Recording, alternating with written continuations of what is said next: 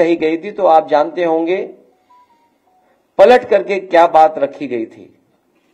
और आज जो हमारे साथी ये सवाल उठा रहे हैं बलिया का लेकर के, आपको जानकारी होगी कि समाजवादी पार्टी के विधायक संग्राम सिंह, उन्होंने विधानसभा में इस बात को रखा था। तो ये एक जगह के भ्रष्टाचार का तो खुलासा हुआ है। उत्तर प्रदेश के न जाने किस किस कोने में कितने बड़े पैमाने पर भ्रष्टाचार चल रहा है। और जो लोग ये होर्डिंग भी पढ़ेंगे या जो हेडलाइन अखबारों में छपी है, बड़ी मुश्किल से ऐसी हेडलाइन अखबारों में मिलती है, पुलिस ही डाकू,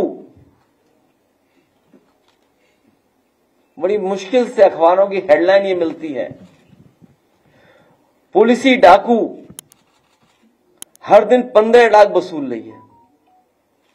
सोचिए आप, अगर अखबार ये मजबूरी में लिख रहा है कि वो परेशान होकर के लिख रहा है, और मुझे ऐसा लग रहा है कि हमारे अखबार के लोग भी अब अपनी जिम्मेदारी निभाने लगे हैं और बहुत जल्दी खुल करके जिम्मेदारी निभाएंगे। हम इसके लिए भी अपने लोगों को, आज जब संविधान मान स्तंभ की स्थापना कर रहे हैं तो अपने पत्रकार साथियों को इस बात के लिए भी बधाई देते हैं। तो ये एक सड़क, एक जिले का भ्रष्टाचार जो दिखाई दे रहा है, पुलिस को पकड़ रही है। प्रधान सांसद जी के क्षेत्र में पता करिए क्या रहा।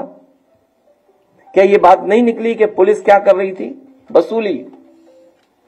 और ये जो इनकाउंटर का जो डर दिखाते हैं, हमने और आपने कई बार सोशल मीडिया पे वो वीडियोस देखे हैं जहां पर पुलिस रेट तय कर रही थी कि टांग पे गोली मारी जाएगी तो इतना पैसा देना पड़ेगा। और फिर हम लोगों ने वो भी देखा कि जब बंदूक नहीं चली तो पुलिस ने एनकाउंटर के लिए अपने मुंह से ही ठाए ठाए ठाए कह दिया था, याद होगा आपको। क्या आपने, हमने नहीं देखा, सुना? और मुझे याद है नोएडा का पहला फेक इनकाउंटर हुआ था, एक इंस्पेक्टर जिम का जो लौट रहा था, पुलिस ने उस पे गोली चलाई थी। वो आज विकलांग है, वो चल नहीं सकता। अगर सरकार उसी समय न्याय दे देती जब हम लोगों ने सवाल उठाया था, तो आज ये उत्तर प्रदेश की स्थिति नहीं बनती।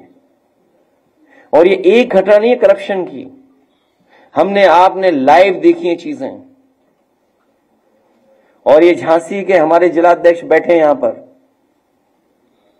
एक नौजवान, कुछ पैसे को लेन देन था पुलिस इंस्पेक्टर के साथ, वो रात में उसको पकड़ करके लेकर के उसकी हत्या की थी, इनकाउंटर किया था उसका फर्जी। एफआईआर नहीं लिखी जा रही थी, कोर्ट ने एफआईआर लिखी।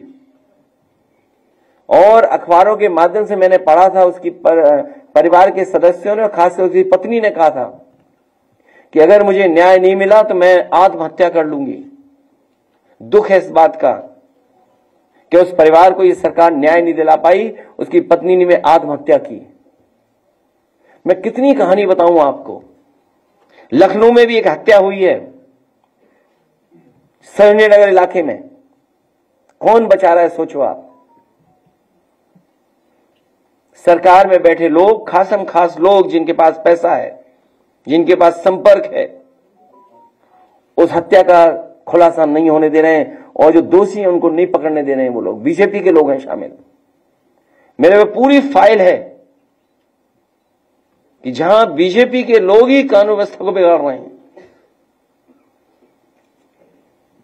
तो कितनी कहानी बताऊं, ये तो कुछ जगह की कहानी है। और आप याद कीजिए आईपीएस कितने दिन फरार रहा।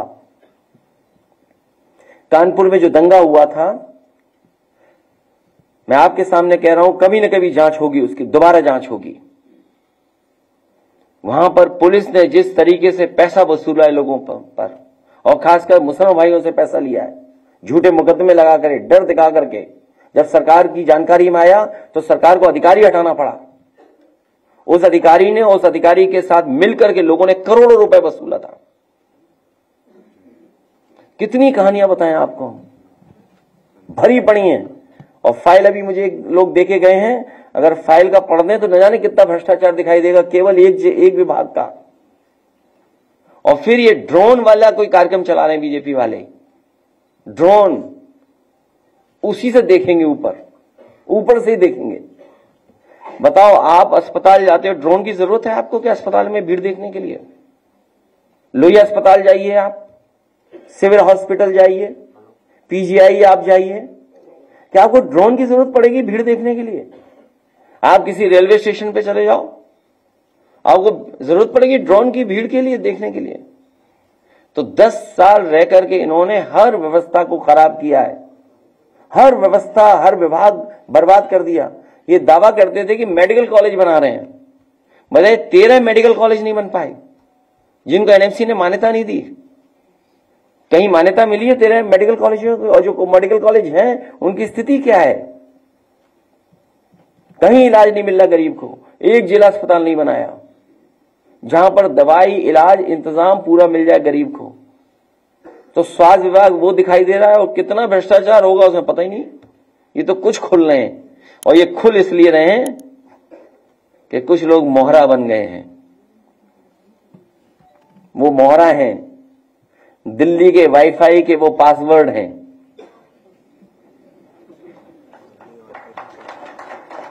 ये नई तरह की टेक्नोलॉजी, तो टेक्नोलॉजी के हिसाब से बोलना पड़ रहा है। आप समझ गए हो कौन मोहरा है? सुनने में आया कि मौर्य जी मोहरा है, दिल्ली के वाईफाई के पासवर्ड हैं। अगर दिल्ली वाले किसी से मिलते हैं तो लखनऊ वाले भी मिल रहे हैं किसी से। तो बताओ सरकार चलेगी ऐसे? क्या सरकार चलेगी बताओ? और जिन्होंने बिगाड़ा है सब कुछ, क्या वो लोग ठीक करेंगे? और सबसे गंभीर सवाल मैं आपके सामने रखता हूं। मुझे याद है कि इस प्रदेश के गवर्नर थे, हमें चिट्ठी लिखते थे और अखबार में सरकार को, समाजवादियों को बदनाम करने के लिए जातिवादी का आरोप लगाते थे। बताओ, कोई है कहीं कोई जो गिनती करे कौन कहां बैठा है? बताओ, मुख्यमंत्री जी कौन है, मुख्य सचिव कौन है, प्रमुख सचिव कौन है गृह, और विभाग में कौन कौन कहां बैठा है? सोचिए आप भी तो थे, कभी कभी उठाते थे सवाल जातिवाद का। तो आप विचार करिए, गंभीर सवाल है। तो यूपी ऐसे नहीं चलेगा। यूपी की जनता को इन्होंने धोखा दिया है, यूपी की जनता का इन्होंने सब कुछ बर्बाद कर दिया। बजट की बात तो लोकसभा में होगी कि यूपी को क्या मिला। हालांकि प्रेस के सामने मैंने कहा कि अगर पूर्वांचल एक्सप्रेसवे में केवल 25 किलोमीटर ये सरकार बना देती तो दिल्ली से भागलपुर तक आप एक्सप्रेसवे पे चले जाते। जिस गांव में जितना बना करके छोड़ दिया हम लोगों ने, उस गांव से आगे 1 इंच जमीन नहीं सरकार ने ली। अगर कोई गाजीपुर का हो तो वो जानता होगा, पखनपुरा तक छूट गई थी सड़क, उसके आगे नहीं सड़क जा पाई।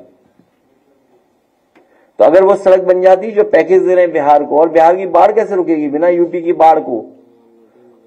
30-40 जिला तो हमारे बाढ़ में प्रभावित हैं, नेपाल से बातचीत किए बिना और यूपी की बाढ़ को रोके बिना बिहार की बाढ़ कैसे रुक जाएगी? यूपी की बाढ़ नहीं रुकेगी। तो इसलिए आप खेल देखिए दिल्ली के वाईफाई के पासवर्ड का।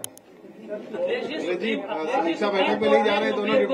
प्लेट वाले मामले पर अपने जो फैसला उसको बरकरार रखा है। किसमें?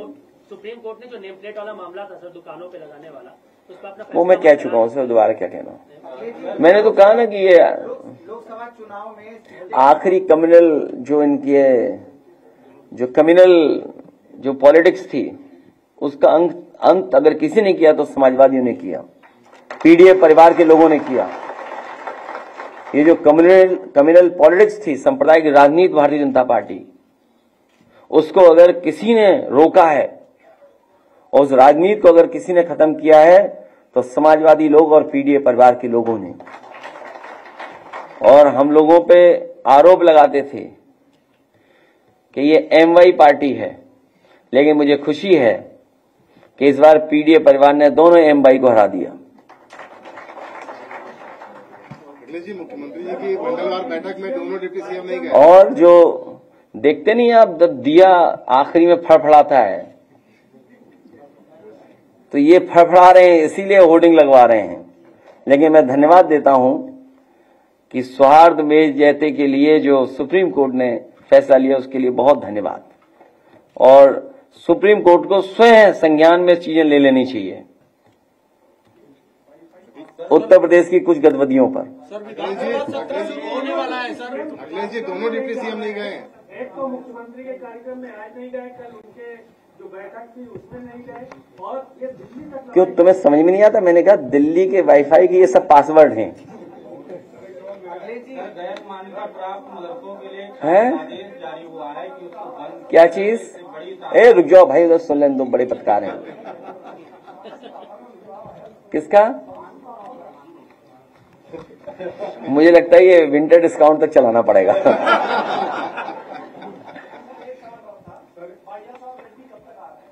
कहां? छोड़िए इन बातों, क्या रखा है। देखिए, समाजवादियों का सिद्धांत हमेशा रहा है कि जहां अन्याय होगा उसके साथ खड़े होंगे।